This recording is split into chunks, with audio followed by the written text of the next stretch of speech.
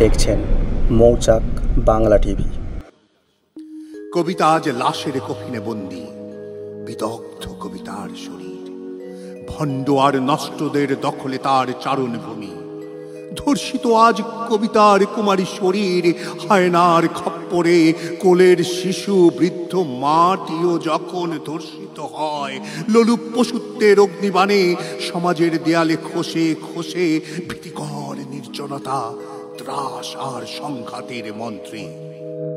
হাহাকারে কাঁদে কবিতার বুক, আকাশ সেই লাশের আভরণ, ওখানেও দূষণের প্রলেপ।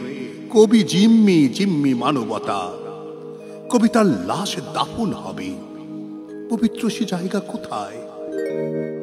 কাস্তে কুড়াল ব্যাওনেট ধরেছে মরিচা, লড়াকো শরীর হতাশাচ্ছন্ন, কলমের জোরে চলছে নার, তেজের বারুদে ক্ষীণতা।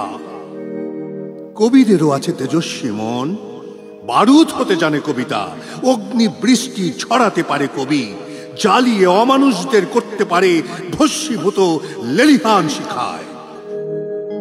তারপর গড়তে পারে এক পৃথিবী বিদ্বেষহীন, বিভেদহীন, বিবেকবান আর নিরেট মানুষদের নিয়ে হবে জঞ্জালহীন পদযাত্রা।